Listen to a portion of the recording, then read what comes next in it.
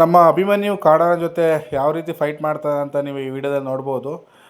ಈ ವಿಡಿಯೋ ಬಂದು ಅಂದರೆ ನಮ್ಮ ಅಭಿಮನ್ಯು ಕಾರ್ಯಾಚರಣೆಗೆ ಹೋದಾಗ ಆ, ಯಾವ ರೀತಿ ಕಾಡಾನೆ ಮೇಲೆ ಚಾರ್ಜ್ ಮಾಡಿದ್ದಾನೆ ಅಂತ ನೀವು ನೋಡ್ತಾ ಇರ್ಬೋದು ಇಲ್ಲಿ. ಏನಕ್ಕಂತಂದರೆ ಆನೆಗಳು ಯಾವಾಗ ಒಂದು ಸಲ ನಮ್ಮ ಕಂಟ್ರೋಲ್ ತಪ್ಪುತ್ತೆ ಕಾಡಾನೆಗಳು ಕ್ಯಾಪ್ಚರಿಂಗ್ ಟೈಮಲ್ಲಿ, ಆವಾಗ ನಮ್ಮ ಅಭಿಮನ್ಯು ಬಂದು ಚಾರ್ಜ್ ಮಾಡಿ ಅದನ್ನ ಕಂಟ್ರೋಲ್ ತಗೊಳ್ಳೋದು ಸಹಜ. ಅದು ನಿಮಗೆಲ್ಲ ಗೊತ್ತಿರೋ ವಿಷಯನೇ. ಹಾಗೆ ಕಂಟ್ರೋಲ್ ಸಿಕ್ಕಿಲ್ಲ ಅಂತಂದರೆ ತಿರ್ಗಾ ಆನೆಗಳು ಓಡೋಗೋ ಚಾನ್ಸಸ್ ತುಂಬ ಇರುತ್ತೆ. ಇಲ್ಲ ನಮ್ಮ ಮಾತು ಕೇಳದೇ ಇರ್ಬೋದು. ಸೊ ಅಂಥ ಮೂಮೆಂಟ್ ಅಭಿಮನ್ಯು ಚಾರ್ಜ್ ಮಾಡೋದು. ಹಾಗೆ ನೋಡಿ, ನೆಕ್ಸ್ಟ್ ಆನೆ ಇದು ನಮ್ಮ ಕ್ಯಾಂಪ್ ಹತ್ರ ಬಂದಿರುತ್ತೆ, ಮತ್ತಿಗೋಡು ಕ್ಯಾಂಪ್ ಹತ್ರ. ಬಲಿಷ್ಠ ಕಾಡಾನೆ ಅದು ಕೂಡ ಸುಮ್ಮನೆ ಇರಬೇಕಲ್ಲ, ಬಂದ್ರ ಪಾಡಿಗೆ ಹೋಗ್ಬೇಕಿತ್ತು. ಬಂದು ಅಲ್ಲಿ ದಾಂಧಲೆ ಮಾಡ್ತಿರೋ ಟೈಮಲ್ಲಿ ನಮ್ಮ ಅಭಿಮನ್ಯು ಮತ್ತು ವಸಂತಣ್ಣ ಹೋಗಿ ಆನೆಗೆ ಸರಿಯಾಗಿ ಚಾರ್ಜ್ ಮಾಡಿ ಮತ್ತೆ ಕಾಡ್ಗಟ್ತಾರೆ ಅದನ್ನ. ಅದು ಬೆಲ್ಟಾಕಿರೋಂಥ ಕಾಡಾನೆ. ತಿರ್ಗಾ ನೋಡಿ, ಬೆಲ್ಟಾಕಿರೋ ಕಾಡಾನೆಗಳು ಹಂಗೆ ಒಂದು ಸಲ ರುಚಿ ಸಿಕ್ಬಿಟ್ರೆ ಬರ್ತಾ ಇರುತ್ತೆ, ಕ್ಯಾಂಪ್ ಆಗಲಿ ತೋಟ ಆಗಲಿ ಯಾವುದಾರಾಗಲಿ. ಸೊ ಅದಕ್ಕಾಗಿ ನಮ್ಮ ಅಭಿಮನ್ಯು ಮತ್ತು ವಸಂತಣ್ಣ ಚಾರ್ಜ್ ಮಾಡಿದ್ದಾರೆ ಫ್ರೆಂಡ್ಸ್. ಹಾಗೆ ಎಲ್ಲ SOP ನೋಡಿರ್ತೀರ ಅನ್ಕೋತೀನಿ. ನೀವು SOP ಕೂಡ ರಾಜ್ಯ ಸರ್ಕಾರ ರಿಲೀಸ್ ಮಾಡಿರುತ್ತೆ ಅಲ್ವಾ. ನಿಮಗೆಲ್ಲ ಇಷ್ಟ ಆಗಿದೆ ಅನ್ಕೋತೀನಿ ನೀವು SOP ಪ್ರಕಾರ. ಹೌದು, ನಾನು ಕೂಡ ಅದಕ್ಕೆ ಅಗ್ರೀಡ್. ಏನಕ್ಕಂತಂದರೆ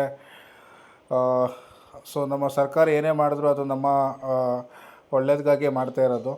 ಹಾಗಾಗಿ ಆನೆಗಳ ಒಂದು ಒಂದು ಸುರಕ್ಷತೆಗಾಗಿ, ನಮ್ಮ ಒಂದು ಸುರಕ್ಷತೆಗಾಗಿ SOP ತುಂಬ ಚೆನ್ನಾಗಿದೆ. ಇನ್ನಾದರೂ ಸ್ವಲ್ಪ ಆನೆಗೂ ಮತ್ತು ಮಾನವನಿಗೂ ಡಿಸ್ಟೆನ್ಸ್ ಮೇಂಟೈನ್ ಮಾಡಿ ಆನೆಗಳು ನೋಡೋಕ್ಕೆ ಒಂದು ಎಲ್ಲೋ ಮಾಡಿಕೊಟ್ಟಿದ್ದಾರೆ ಸರ್ಕಾರದವರು. ಸೊ ನಮ್ಮ ಪ್ರಕಾರ ಮುಂದಿನ ದಿನಗಳಲ್ಲಿ ಇದೇ ರೀತಿ ಕಂಟಿನ್ಯೂ ಆಗ್ತಾಯಿದ್ರೆ ನಮ್ಮ ಜನಗಳ ಹುಚ್ಚಾಟ ಜಾಸ್ತಿ ಆಗ್ತಾಯಿದ್ರೆ ಮತ್ತು ಕ್ಯಾಂಪೇ ಕ್ಲೋಸ್ ಮಾಡಿಬಿಡ್ತಾರೆ ಕಾಣುತ್ತೆ. ಏನಕ್ಕಂದರೆ ನಮಗೆ ಮನುಷ್ಯರು ಎಷ್ಟು ಮುಖ್ಯನೇ ಅಷ್ಟೇ ವನ್ಯ ಪ್ರಾಣಿಗಳು ಕೂಡ ಮುಖ್ಯ ಅಲ್ವಾ.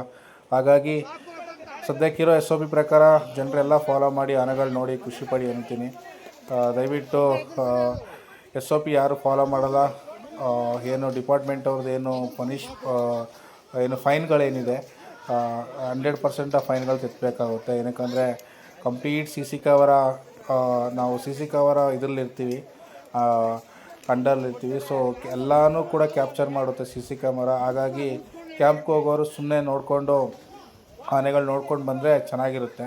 ಅದು ಬಿಟ್ಟು ಕಿರ್ಚಾಡೋದು ಅದು ಇದೆಲ್ಲ ಮಾಡ್ತಾಯಿದ್ರೆ ಮೈಟ್ ಬಿ, ನನಗೆ ಗೊತ್ತಿಲ್ಲ ಡಿಪಾರ್ಟ್ಮೆಂಟವ್ರು ಫೈನ್ ಹಾಕ್ಬೋದೋ ಇಲ್ವೋ ಅಂತ.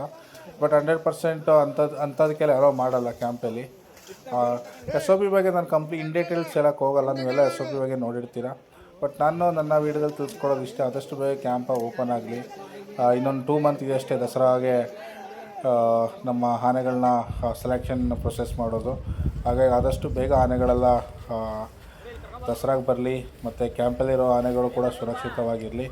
ಹಾಗೆ ನಮ್ಮ ಅಭಿಮನ್ಯು ಫೈಟೆಲ್ಲ ನೀವು ನೋಡಿದ್ರೆ ಅನ್ಕೋತೀನಿ, ಕಮೆಂಟ್ ಮಾಡಿ. ಸೊ ನಮ್ಮ ಅಭಿಮನ್ಯು ಇದು ಲಾಸ್ಟ್ ವರ್ಷ ದಸರಾ ಬೇರೆ ಬರ್ತಾ ಇದ್ದಾನೆ.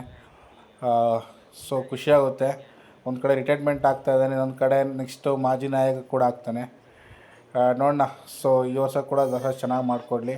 ಹಾಗೆ SOP ಮಾತ್ರ ಫಾಲೋ ಮಾಡೋದನ್ನ ಮರಿಬೇಡಿ ಕ್ಯಾಂಪ್ಗೆ ಹೋದಾಗ. Thank you so much. ಇನ್ನು ನನ್ನ